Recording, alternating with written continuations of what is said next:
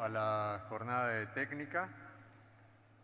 El esquema va a ser similar en las 4 secciones temáticas, comenzando con la presentación, la ponencia de los curadores de dicha sección, continuando con la conferencia de nuestro invitado magistral en esta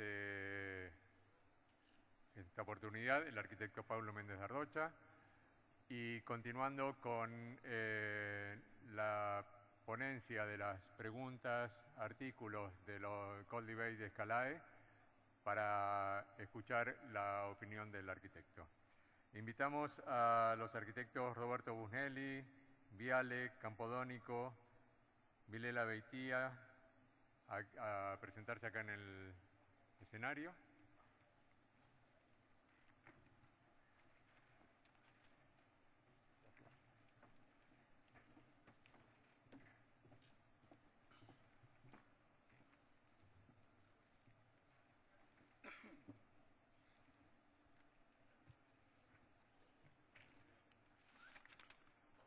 Bueno, buenas tardes. Mi nombre es Roberto Busnelli y junto con Santiago Viale, Nicolás Campodónico y Marina Viale Beitia de Chubut fuimos los encargados de curar la sección que se denomina Técnica, Artesanía e Industria.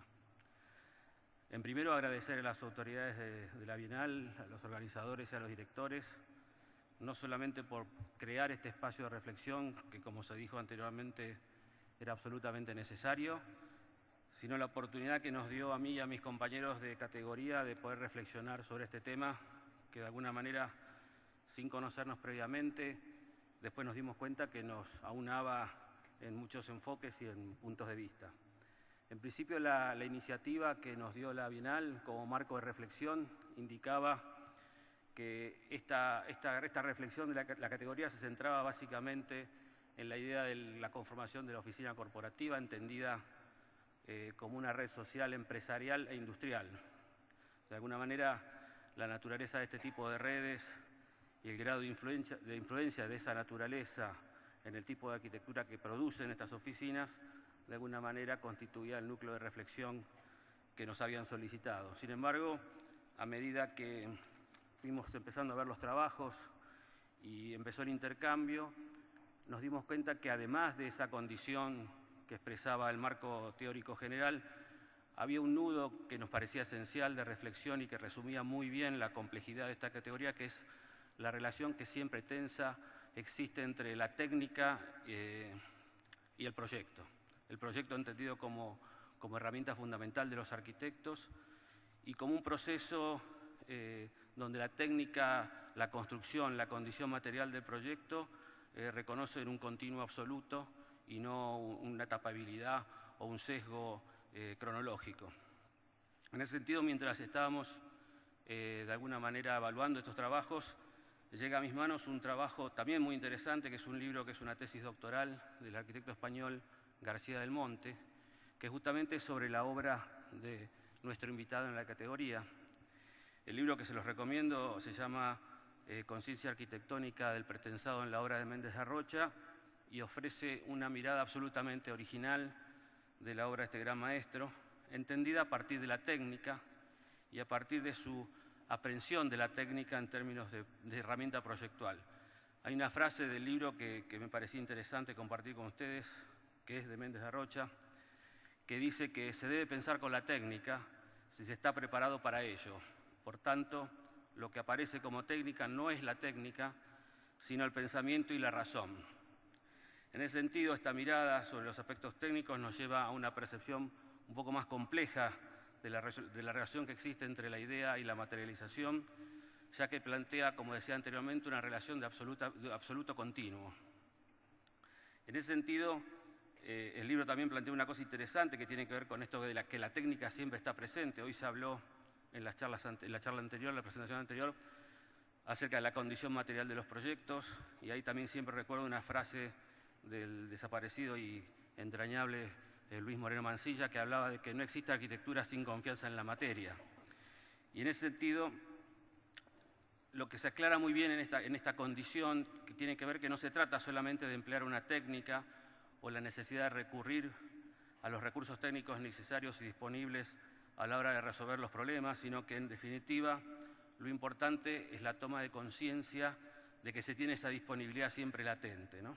Y eso tiene mucho que ver con la frase que al principio manifestaba de Paulo Méndez. Para finalizar, y así le dejo paso a mis compañeros, creo que además el recorte propuesto por las realizaciones seleccionadas, distinguidas y premiadas de esta AVIAR constituye un nuevo imaginario que nos permite avisorar nuevos horizontes en la producción de la región. Y esto también abona gran parte de una teoría a la que suscribo personalmente y que de alguna manera tiene puntos en común con la reflexión que hiciera Pachi Mangado anteriormente, que reflexiona acerca de cuáles son las causas de la crisis actual de la disciplina. Y en ese sentido uno puede reflexionar claramente que posiblemente la crisis actual no sea una crisis de falta de recursos, quedó demostrado, ni de falta de conocimiento, sino básicamente es una crisis de falta de pensamiento. Y creo que de alguna manera este encuadre general que describí sintéticamente fue un poco lo que orientó la selección que finalmente ahora Santiago va a relatar detalladamente. Gracias.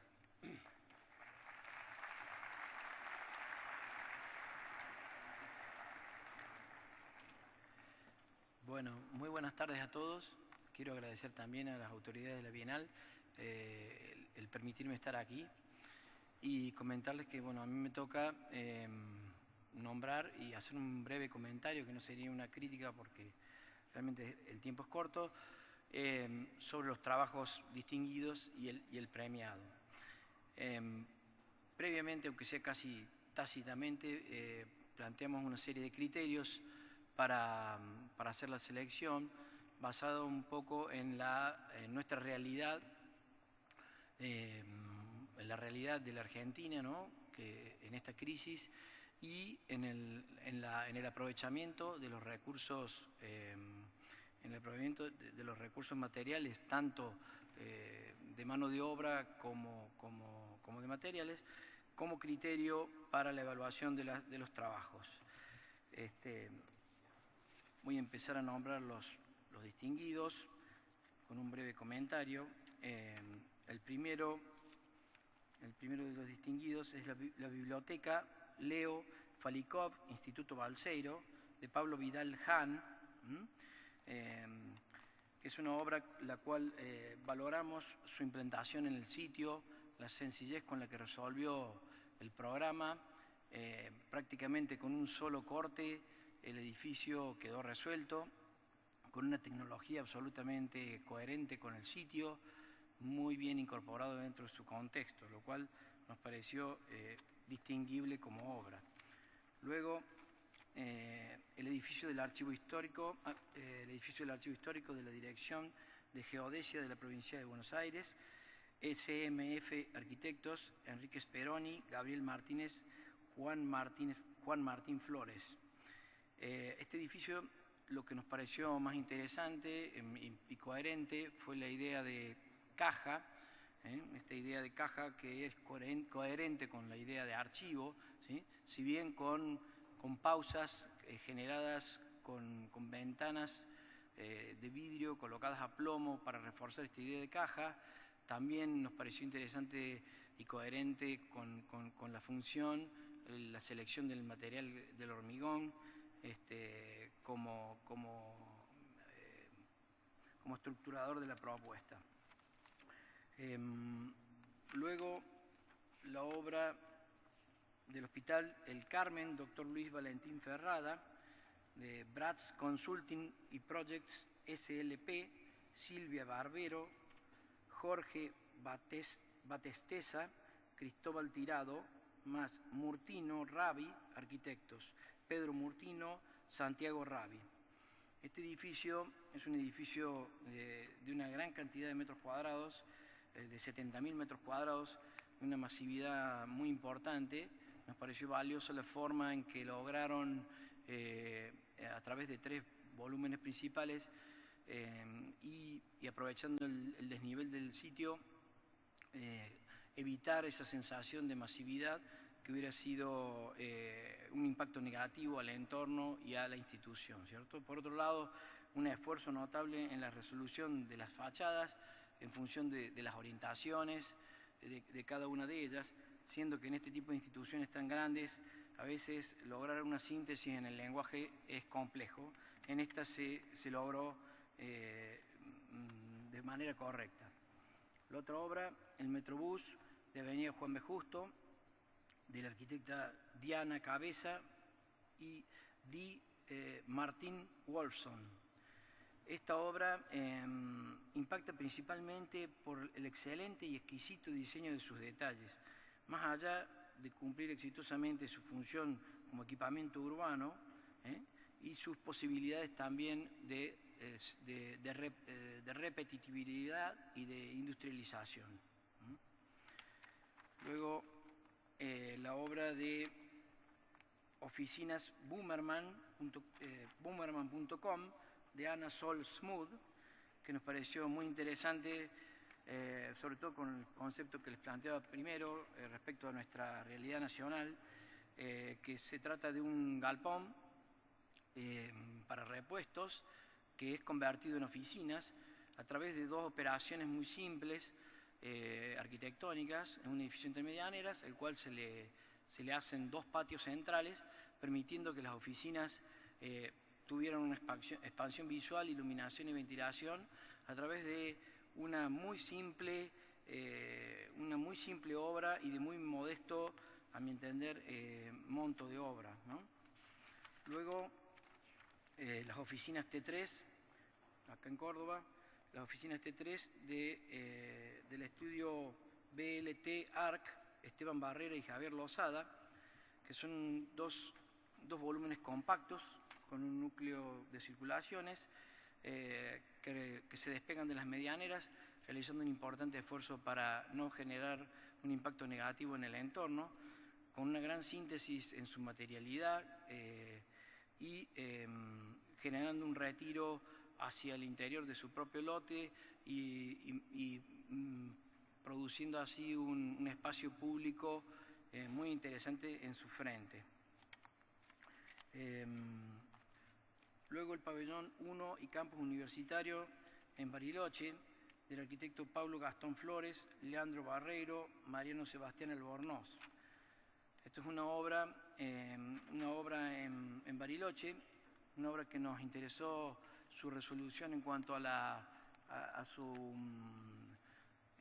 adecuación al sitio, su adecuación al clima y a sus correcta ubicación en cuanto a las orientaciones de los vientos predominantes y la iluminación, generando un correcto aislamiento térmico y aprovechamiento de la energía en el mismo. Por último, el premiado, el edificio de investigaciones en Ingeniería Ambiental 31A, Universidad Nacional de San Martín, de arquitectos Fabián de la Fuente, Raúl Pieroni, Guillermo Rodavero, Marta Ogievsky, licenciado en Artes Plásticas, Ricardo Abela, en la intervención artística. Este edificio nos pareció un edificio inteligente en cuanto a varias decisiones tomadas para su ejecución y para su propuesta. Entre una de ellas, una geometría triangular en su planta,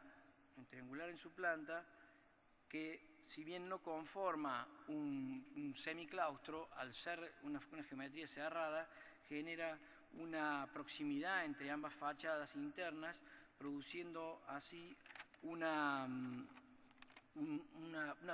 propiciando así un diálogo visual entre ambas y relacionando a sus usuarios. La otra decisión acertada fue la de utilizar el hormigón como elemento de estructura, envolvente y protección climática. Con un solo elemento resolvieron todos esos elementos y con una modulación muy simple el edificio logra una impronta muy importante dentro del campus. Y además propone esta resolución tecnológica evitando mecanismos y estructuras que luego pudieran dejar de funcionar, ¿no? Logrando una prestación en el tiempo del edificio muy importante. Por otro lado, el otro elemento de la fachada, el vidrio, utilizado como elemento de envolvente que se retira y se pone a plomo de acuerdo a las orientaciones, generando llenos y vacíos en el lenguaje del edificio, también nos pareció muy interesante y muy correcto.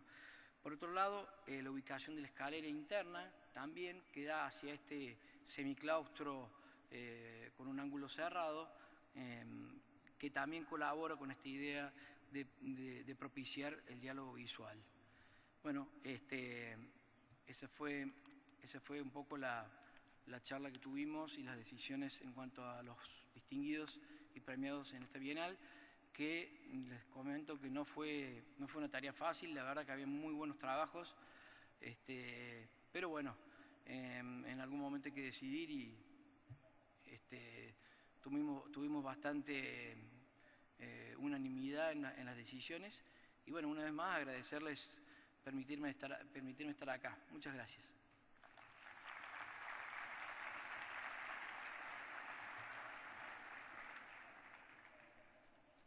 Buenas tardes.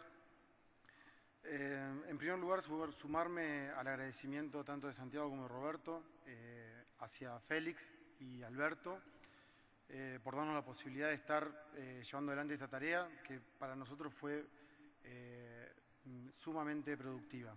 También agradecerle a Hernán Bisman, que de alguna manera nos tuvo muchísima paciencia y nos permitió y nos apoyó para llevarla adelante.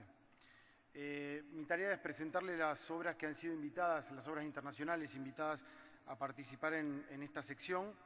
Y tengo que decir que las 9 obras son obras magníficas y más allá de ser muy buenas cada una en sus condiciones, creo que de alguna manera tienen esta virtud de ilustrar muy bien la categoría que estamos llevando adelante. La otra condición particular fue que nosotros tuvimos la tarea de revisar estas obras, estos invitados internacionales o proponer a los curadores generales de la BIAR estos invitados internacionales antes de hacer la selección o la curaduría local de las obras presentadas a confrontación. Quiere decir que para nosotros este primer contacto con esta sección y con estas obras funcionó un poco como marco de referencia. Voy a nombrar las obras invitadas. La ampliación del Museo de San Telmo, de Nieto y Sobejano Arquitectos, en San Sebastián, España. La Casa Pentimento, de José María Sáenz y David Barragán, en Quito, Ecuador. El Centro de Rehabilitación Infantil de la Teletón, del Gabinete de Arquitectura, en Lambaré, Paraguay.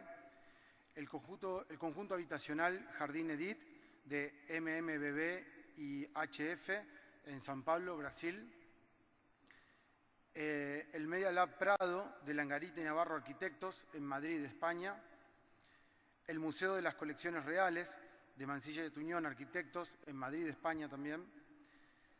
El Museo de Hiroshige Ando, de Kengo Kuma y Asociados, en Batou, Japón. La sede del SEBRAE Nacional del Grupo SP, en Brasilia, Brasil. Y las viviendas sociales en Carabanchel, de ASPA y FOA, en Madrid, España. Estas 9 obras en realidad pertenecen a 5 países distintos y están implantadas en 3 continentes diversos. Esta condición hace que las diferencias entre estas obras sean innumerables. Imposible de hacer una crítica a estas obras magníficas en tan poco tiempo y también muy difícil entablar una relación entre sus diferencias. Por el contrario, sí hay un elemento que es el que las conecta y que tiene que ver con nuestra sección, que tiene que ver con que todas estas obras han confiado en la técnica y en el material como temas fundamentales de desarrollo del proyecto. Entonces, en estos 9 ejemplos podemos encontrar desde un ejemplo donde la artesanía, o sea, la técnica y la artesanía calan muy profundo y donde cada uno de los participantes en la obra van dejando un rastro, como puede ser la obra de Teletón en Paraguay. Y por el otro lado, en el otro extremo de la técnica, en la relación con la industrialización, encontramos la obra del museo en San Sebastián, que plantea una piel viva que de alguna manera intenta desdibujar la relación entre lo artificial y lo natural. Creo que ese es el punto que las conecta y está íntimamente relacionado con nuestra categoría. Y de alguna manera, entre medio de estas dos obras que funcionan como los dos extremos, podemos encontrar todo este abanico de obras que finalmente lo que hacen es confiar profundamente en el hecho material y en la técnica que puede darle forma a ese hecho material para, junto con fusionarlo o irlo imbricando con las otras cuestiones fundamentales de la arquitectura, como el lugar, los programas, las naturalezas, las geografías y los climas en general, poder redondear o cerrar una condición de relaciones de cada una de estas obras con sus sitios, que básicamente consideramos que es la idea de proyectar.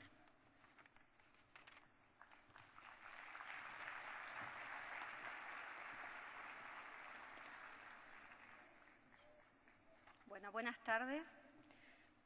Antes que nada, agradecer a los directores y a los organizadores de la Bienal por esta oportunidad, a mis compañeros de sección, al arquitecto Paulo Méndez de Rocha, que es la figura invitada, nuestro invitado internacional.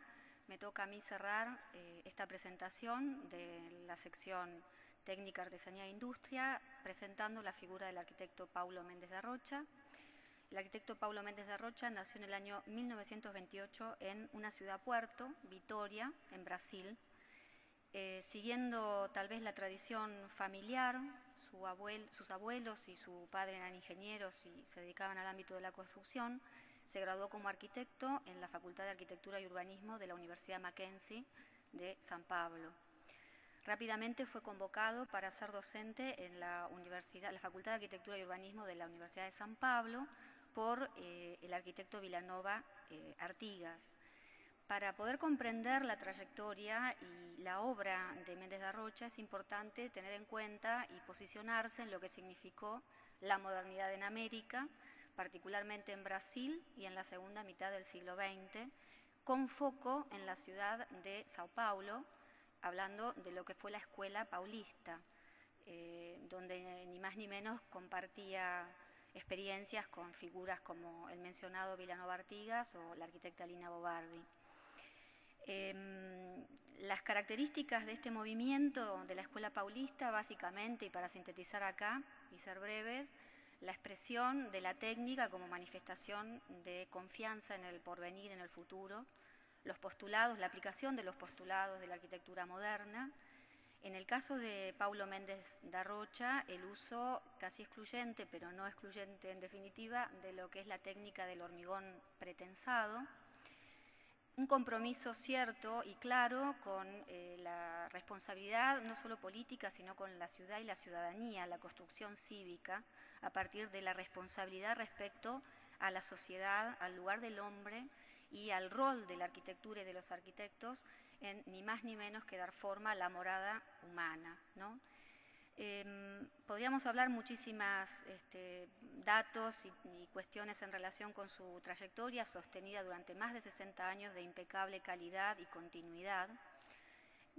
Fue docente y eso tuvo sus ratos esporádicos por cuestiones políticas en la universidad, como les comentaba, pero para dar una idea de la madurez de su obra, en el año 1958 él concursa para lo que fue el gimnasio del Club Atlético Paulistano, ganando el primer premio, y la obra máxima de Vilanova Artigas, que fue la Facultad de Arquitectura de la Universidad de San Pablo, es del 62. Entonces estamos hablando realmente de una personalidad, un verdadero animal arquitectónico, diciendo esto desde el mejor sentido. Y para hacer un paneo de su obra, resumidamente en algunos hitos, es muchísima la producción de Méndez de Rocha. El gimnasio del Club Atlético Paulistano en el año 58, el pabellón de Brasil en la Expo 70 de Osaka, Japón, el Museo Brasileño de Escultura, el MUBE, en el año 1986, la Capilla de San Pedro, la remodelación del pórtico de la Praça do Patriarca, la reforma de la Pinacoteca del Estado en el año 1993, que fue premio Mies van der Rohe a la arquitectura latinoamericana en el año 2000. Fue nombrado, digamos, le otorgaron el premio Pritzker en el año 2006, el máximo galardón a la arquitectura a nivel mundial. El nuevo museo, la intervención en el nuevo Museo das Coches en Lisboa, ¿no? Es importante también, para sintetizar y ir terminando, y esta es una opinión tal vez personal, ¿no?, como uno percibe que a partir de la obra de Méndez de Rocha, donde claramente se distingue la intervención humana de la naturaleza, a partir de un gesto, aparentemente pequeño gesto, uno descubre una dimensión inesperada que ordena o reorganiza el soporte en el cual ésta se articula, ya sea urbano o natural, ¿no? En esta cuestión de, claramente la arquitectura es un hecho, es un artefacto, o sea, un hecho de la cultura. Y desde ese lugar uno no sabe si a partir de las intervenciones de Méndez de Rocha el lugar terminó de visibilizar ciertas fuerzas que estaban ahí inmanentes y que él termina de posicionar y de anclar de tal manera que uno dice, como esto siempre estuvo allí, ¿no? También quisiera hacer mención de algo que a mí particularmente me pasa con su obra, que es preguntarme dónde está el peso y dónde está la luz. Y no es un tema menor, porque considero que, y lo digo en este orden, la imaginación técnica es absolutamente acotada con un excelentísimo y preciso rigor poético, ¿no? Entonces, en el espacio o en el vacío, en esa consideración de que todo espacio es espacio público, en definitiva, el alarde estructural, en su síntesis, es como solapado por la presencia del vacío que en esa condición de aglutinante, suelen ser espacios públicos, plazas, y en ese lugar de sombra que otorga el clima de una ciudad como San Pablo, es donde uno realmente dice, es una inversión de los términos, pero aparentemente el peso está puesto en el vacío, y eso no es casual. Termino en todo caso agradeciéndole su presencia, dándole lugar a su propia presentación y agradeciéndole particularmente la cortesía del rigor. Muchas gracias a todos.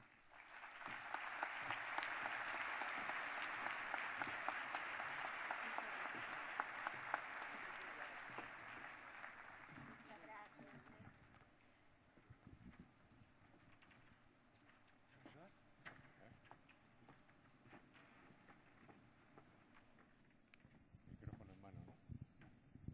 Sí, ¿está ligado?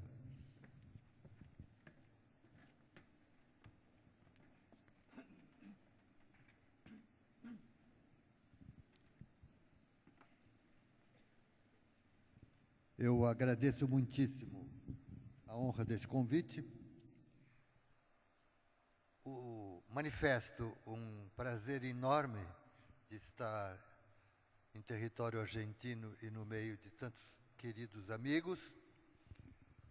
Cumprimento respeitosamente meus colegas pelo brilho, inclusive, desta belíssima Bienal, que provavelmente, que com certeza, como já se viu, vai ter uma importância muito grande na formação das futuras gerações de arquitetos. Digo que é extremamente oportuno e importante esse modo, no plano da troca de ideias e da confraternização, de acentuar, estreitar a convivência entre nós, os povos que habitamos essa América Latina. Lembrar que, além do óbvio, essa ligação hoje e aproximação é de extraordinária importância no quadro do mundo contemporâneo.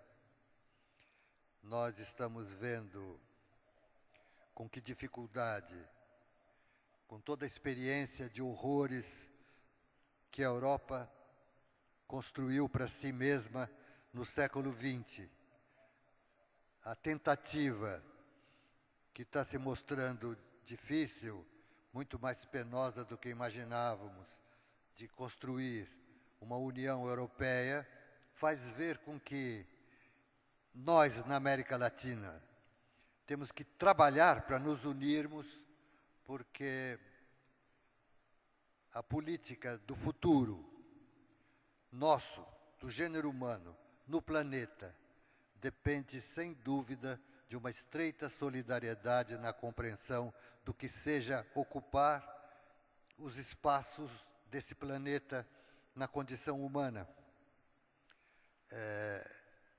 Vivemos numa situação em relação à natureza, que inexorável, é muito peculiar, porque se foi assim sempre desde as origens, nunca foi, entretanto, tão rápida a progressão, a acumulação, a troca de conhecimentos sobre essa questão fundamental da nossa existência no universo, como atualmente.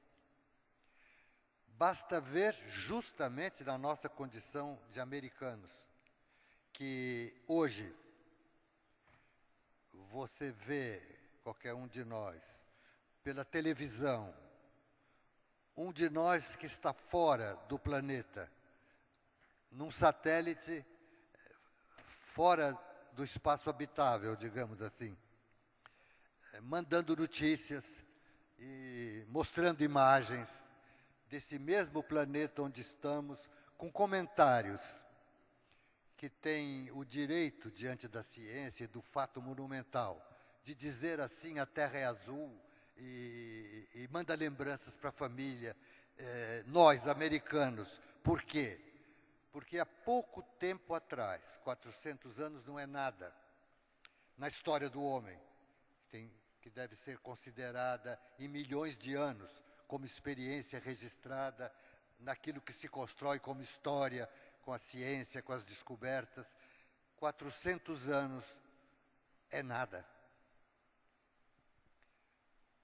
Para nós, brasileiros, muito particularmente, podia-se dizer, se vocês aceitam desde já, uma certa anedota, porque só de Niemeyer nós temos 100 anos. Portanto, 25% desse tempo da América é a vida de um homem.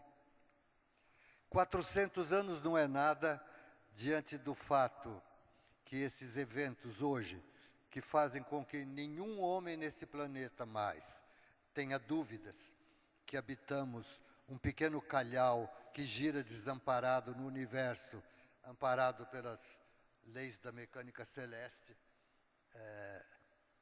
coisa que há 400 anos atrás, quando o que seria o astronauta da época, numa pequena embarcação, movida pelos ventos, guiado pelas estrelas, porque quem comandava aqueles navios já sabia que de fato era assim, aquilo que dizia o cientista da época, que não era o Sol que girava em torno da Terra, mas sim a Terra que girava em torno do Sol.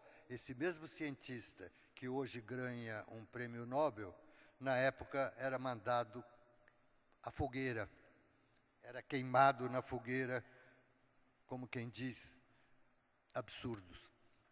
Portanto, nós vivemos uma situação que não é para dizer que sabemos, mas é para dizer temos que decidir o que faremos com o saber que, entretanto, efetivamente sabemos sobre a matéria, sobre a natureza e etc. Isso faz com que, para descer à nossa Bienal de Arquitetura e ao nosso encontro, digamos, singelo entre arquitetos, que o interesse da arquitetura pode ser oportunamente, nesse caso, visto como sendo uma forma peculiar de conhecimento, porque acompanha o homem desde a sua origem, desde que as primeiras pedras foram arrumadas para proteger uma pequena fogueira, desde que se decidiu habitar as cavernas e pintar as paredes, inventar, diante da consciência que ia se tomando sobre tudo isso, inventar as linguagens, seja falada, seja desenhada, seja representada e tudo isso. Ou seja, vivemos, queira ou não considerar assim, vivemos inexoravelmente numa dimensão monumental de nós mesmos. Essa é a verdade. Entretanto, podia-se dizer, de um modo trágico, diante da inexorável condição de erro e acerto. Portanto, hoje, na minha opinião, a arquitetura, de fato, tem como objeto não a construção mais de edifícios como fatos isolados, mas justamente a sustentação da habitabilidade do planeta e da nossa própria condição de vida na natureza.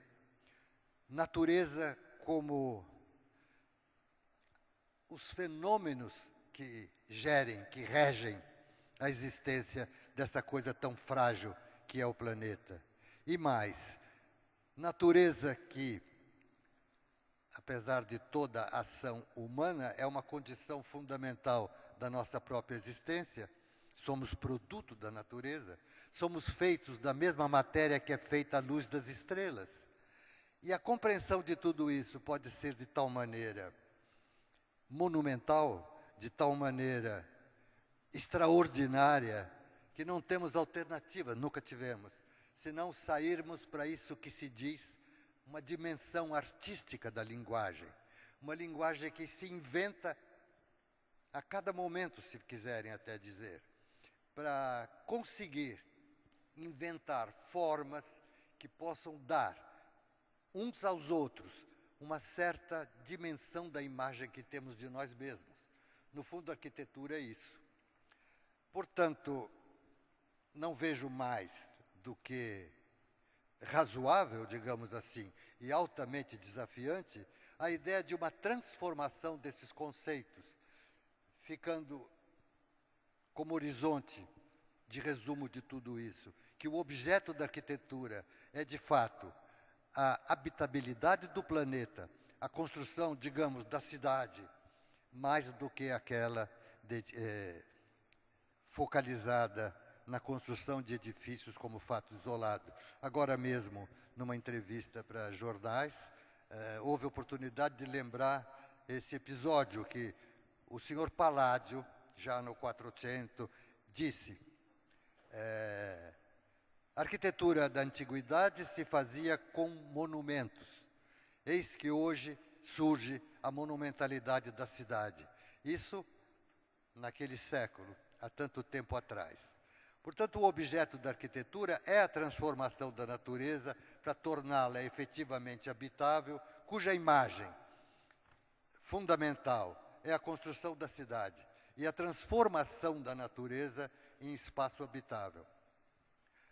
Para nós, na América Latina, muito particularmente, e antes de mais nada para lembrar da importância que adquire o nosso pensamento hoje no contexto mundial, como contribuição a esse pensamento que é mundial, sobre a nossa existência no universo e a nossa permanência no universo, porque a experiência que temos aqui contribui para essa dimensão mundial da questão de uma forma muito candente, muito evidente, a nossa presença na natureza num espaço tão curto de tempo, onde nos obrigamos a instalar essas cidades, seja Buenos Aires, seja Rio de Janeiro, São Paulo e tantas outras, todas elas.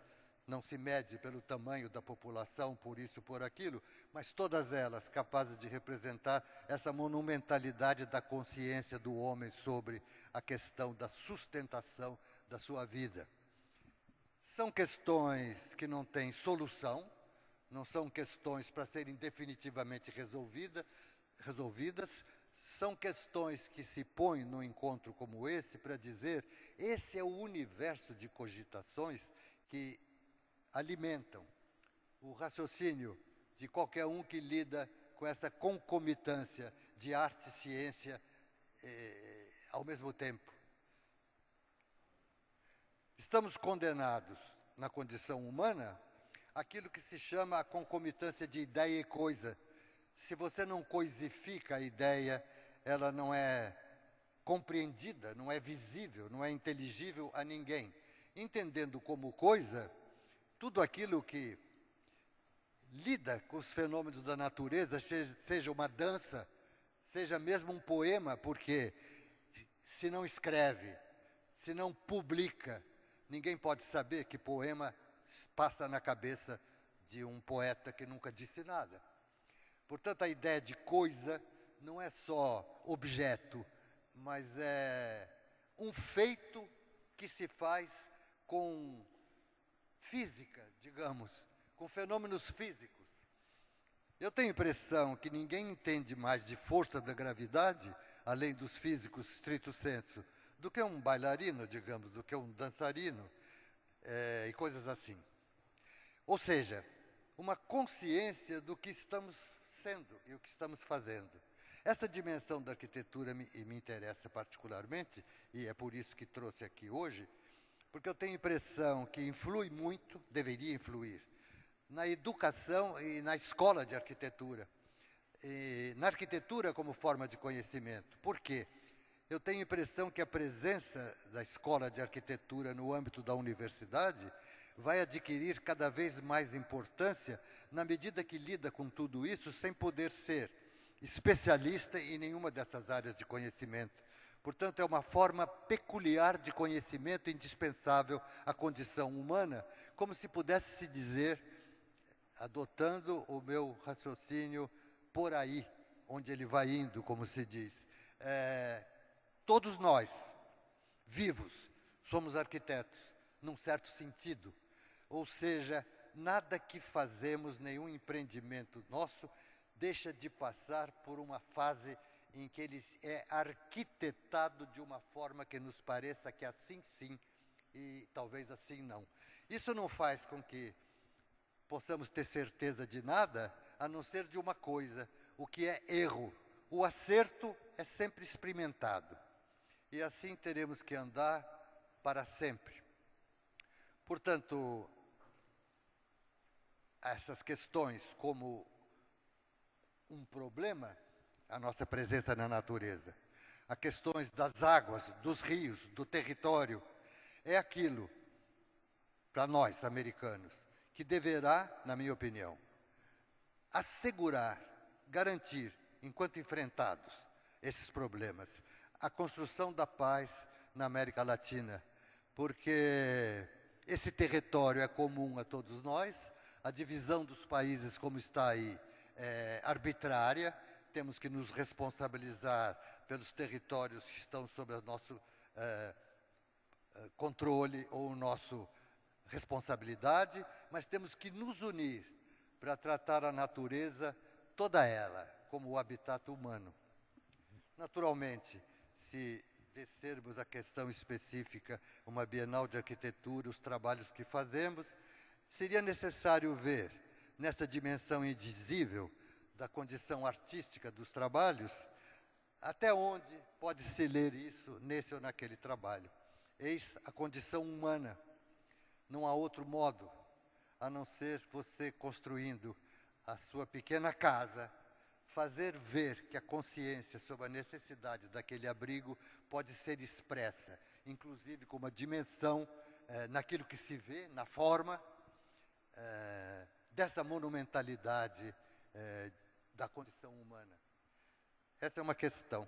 Para isso, se vocês permitem, e para eu não falar demais, vou mostrar algumas imagens que, de um certo modo, deveriam, nesse sentido imagético, indizível, não necessariamente tem que ser assim, mas essa é uma medida que contém um pouco dessa reflexão sobre essa ou aquela questão que são os objetos dos projetos. Eu vou mostrar umas imagens, se me permitem. Uma delas, e a primeira, é sobre um projeto bastante interessante sobre tudo isso, porque antes que se faça o edifício, que é o objeto do projeto, é o novo Museu das Carruagens em Portugal, que chama-se Museu dos Coches. Esse museu já existe lá em Portugal, num edifício antigo,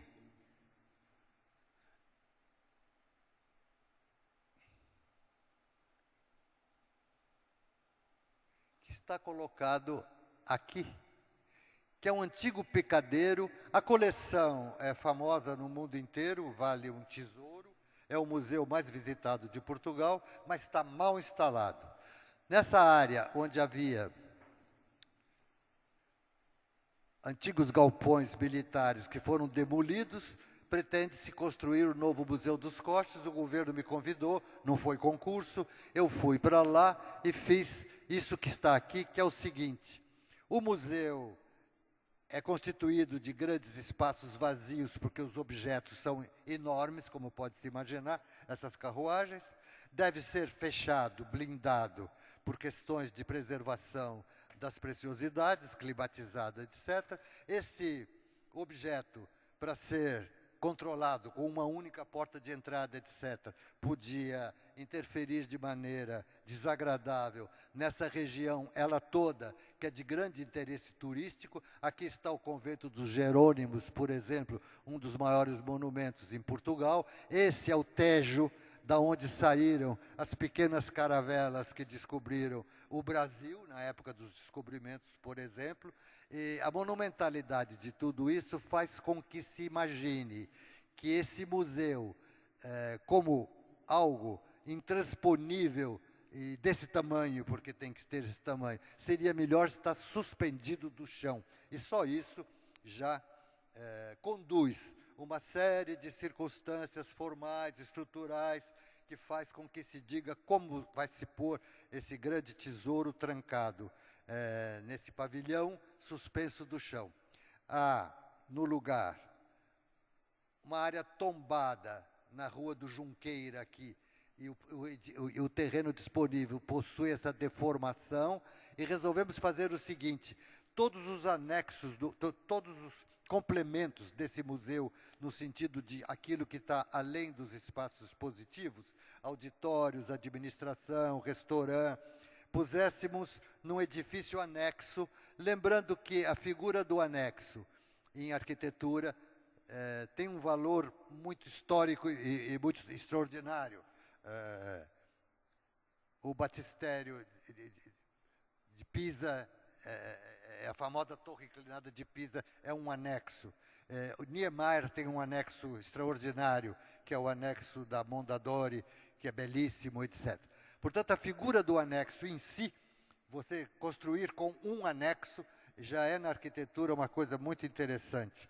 Um anexo indispensável, inseparável. Nós fizemos com que esse anexo fosse ligado aos grandes salões de exposição. Como esses salões, para esses artefatos trabalhadíssimos e muito delicados, era melhor que não tivesse estrutura aparente, colunas, nada.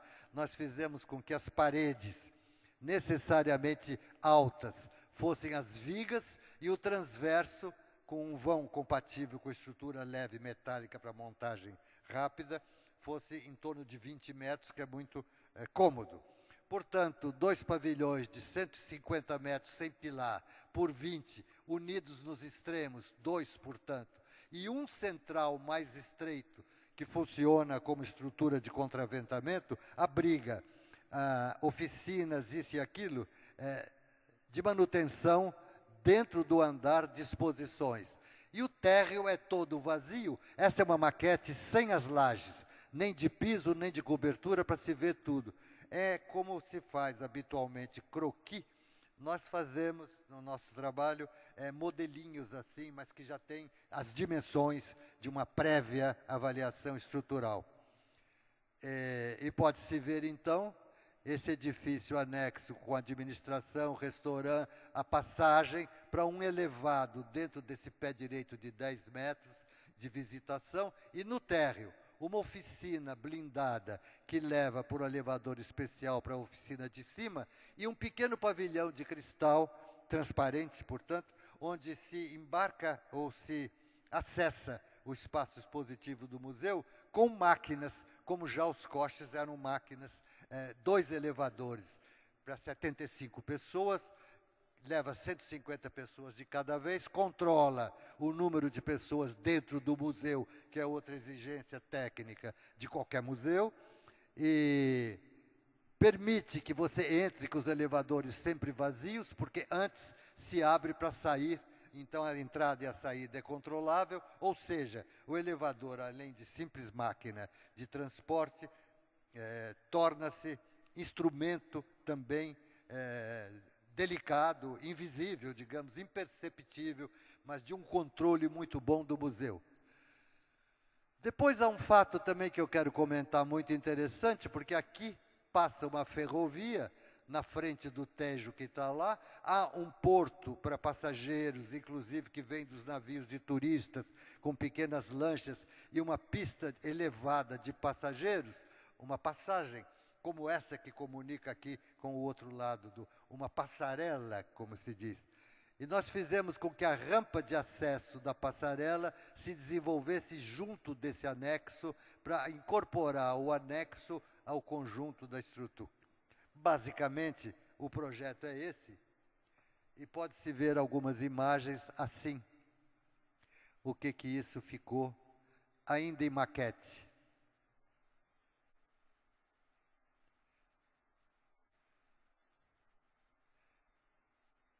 Esse círculo, que não é impossível não comentar, é o seguinte: como o Tejo chegava até a Rua da Junqueira, tanto que lá tem uma alameda pequena chamada Rua da Alfândega, o mar chegava até lá, tudo isso são territórios ganhados do mar, como se diz.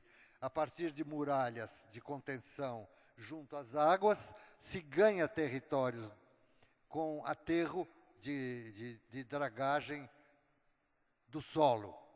Ou seja, é tão frouxo esse terreno que é impossível pensar em garagem subterrânea, e toda a área que tem uma grande importância turística no chão, por isso elevamos o museu, inclusive, para não criar um grande obstáculo, faz com que o estacionamento seja um certo problema, porque fica muito mal esses terrenos com automóveis estacionados e coisas assim. Então se fez um estacionamento circular, como um edifício só de estacionamento, que, alimentado pela passarela de pedestres, serve tanto ao museu, como à região toda, como ao próprio porto de turistas, marítimo, no caso fluvial, se bem que isso é a saída do Tejo para o mar, e aqui os navios estão logo adiante. Isso é um tanto mar e rio. As marés fazem com que a água reflua, etc., como todos nós sabemos. E essa frente se torna muito importante na cidade de Lisboa. No fundo, o museu é esse, essas são as plantas que podemos ver mais rapidamente.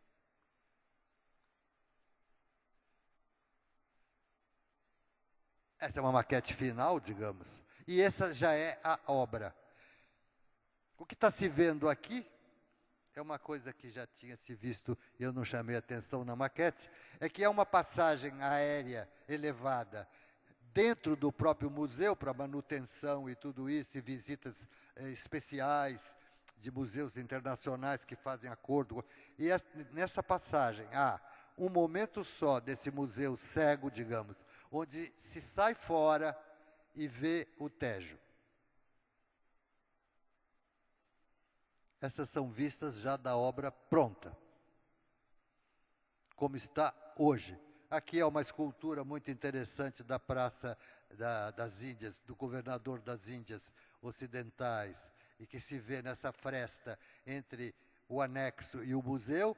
Nessa ligação existe todo o controle de segurança do museu, e as coisas se resolvem mais ou menos bem por aí.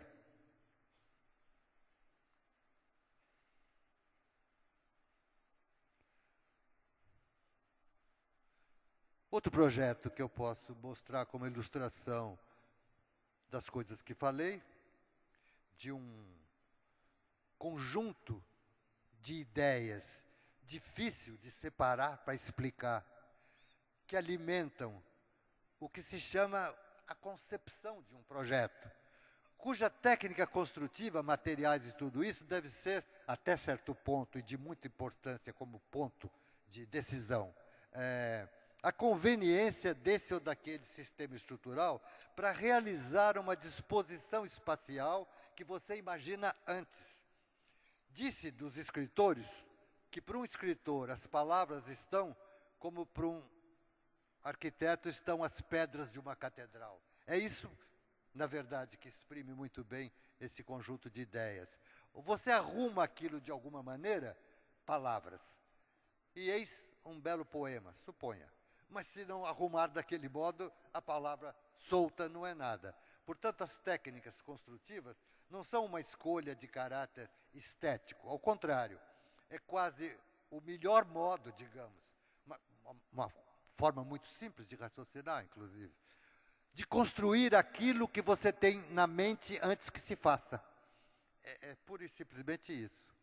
Então eu tive que fazer com muito prazer, porque é na terra que eu nasci, em Vitória do Espírito Santo, e numa situação muito semelhante, que dá força a essas ideias de natureza e construção, transformação de natureza, também na frente das águas, na entrada do Porto de Vitória, por encomenda do governo, numa frente de 300 metros entre uma avenida e o mar, numa constante dimensão de 70 metros, um retângulo perfeito de 70 por 300, com o mar num lado e a avenida do outro, sendo que esse mar, de um lado, é um mar com uma certa monumentalidade, porque a entrada do Porto de Vitória, ou seja, uma das grandes riquezas do próprio Brasil, porque é um porto que exporta, inclusive de modo histórico, a própria fundação da cidade teve como razão a possibilidade total, a gentileza, digamos, da natureza desse recinto abrigado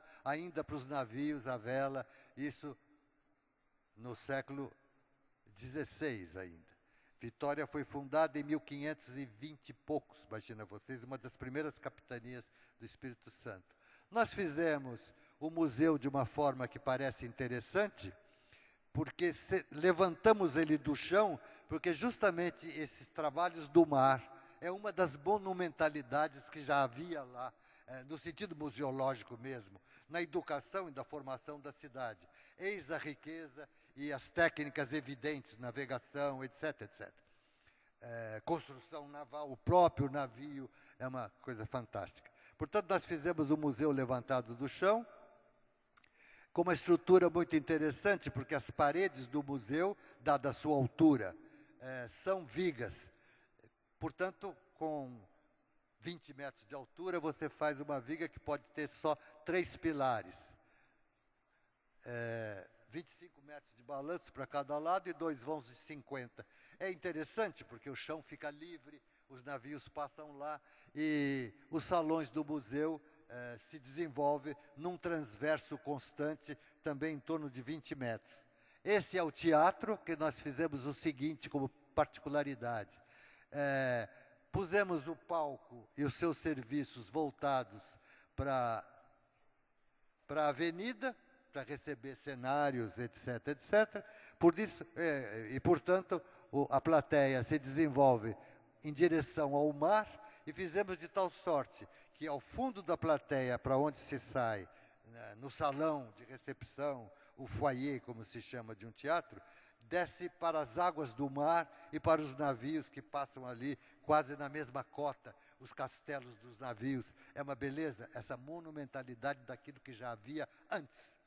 É uma espécie de elogio do que já estava lá, do ponto de vista atração, encanto, aquilo que se quer ver como educação, etc., a ideia de museu e teatro. E com isso nós resolvemos, porque é também um terreno frágil de ganhado do mar, as fundações, tanto faz que você as faça no que se chama em terra ou dentro d'água, e nós pusemos os pilares do teatro da frente para o mar, dentro d'água, de tal sorte que embaixo da plateia há um café pelo lado de fora, onde podem atracar os navios, com esses pilares dentro d'água. Uma situação, um tanto quanto do ponto de vista cenográfico e de um imaginário muito imaginado, se quiserem dizer assim, um tanto quanto Veneza. Uma situação veneziana para Vitória.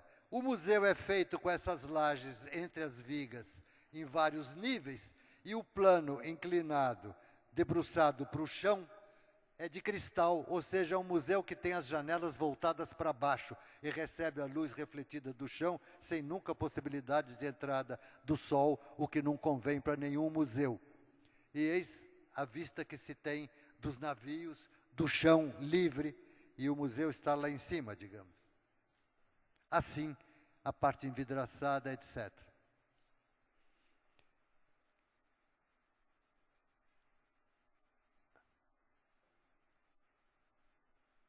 Essa imagem está errada porque é do Museu dos Coches. Alguém que montou esse... Mas aqui continua. Lá está o teatro com os pilares dentro d'água, o café, o grande passeio estreito entre o museu e a água, e depois tem os 70 metros até a avenida, e pode-se imaginar para diante. O acesso do museu é feito por essa rampa até o primeiro andar do museu, onde depois se frequenta os sucessivos espaços. Também aqui tem uma graça especial diante do que se chama construções em frente ao mar, todas elas com uma certa monumentalidade exigidas da própria técnica, pelas dificuldades do confronto mesmo, em terra firme e o mar, enquanto inclusive mecânico, marés, vagas, etc., faz com que seja muito oportuno o uso desses pilares articulados por razões de dilatação dessas grandes superfícies estruturais. E tudo isso contribui para uma inexorável graça, digamos, ou coerência entre o conjunto das questões que são postas aí, desejos de uma cidade, de educação e exigências da técnica e a sua imaginação, afinal de contas, como um representante desse mesmo povo que está aí, nasceu aí, etc.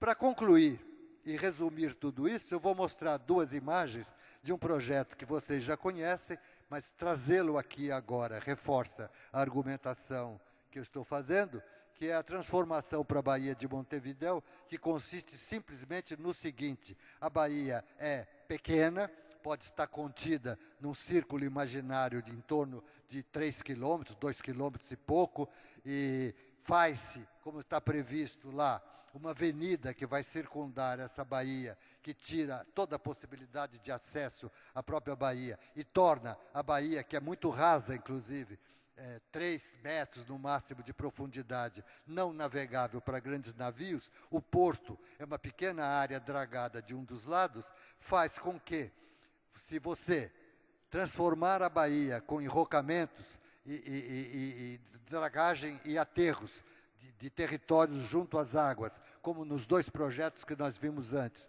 transforma a baía numa praça quadrada, agora com construções, hotéis, bares, cadeiras ao ar livre, junto às águas, atracação de barcos e, principalmente, transforma a área toda da baía num transporte público excelente, que livra a cidade, em grande parte, do automóvel, fazendo com que, o que é muito comum em cidades assim, inclusive em Lisboa, travessias de passageiros, cujos barcos leves navegam muito bem nessa pouca profundidade. Ou seja, você transforma em utilíssima, virtuosíssima, belíssimo aquela reserva de água que estava ali como coisa inútil.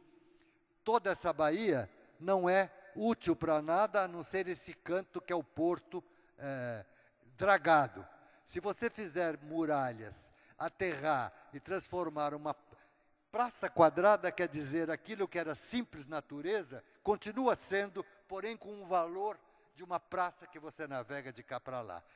Inclusive com um detalhe muito interessante, que é uma pequena ilha feita de 3 pedrinhas, que, como se faz em Veneza, pode ser transformada num retângulo, onde se constrói um teatro para espetáculos que podem soar pela cidade inteira e que só terá acesso o teatro pelas águas.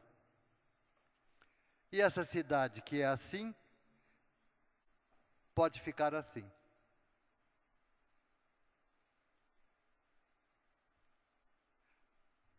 Assim.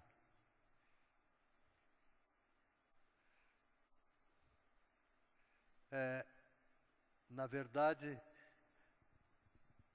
era isso que eu queria mostrar a vocês, com a ideia de dizer que a arquitetura se dirige diretamente à natureza, no sentido da sua transformação para tornar o planeta habitável.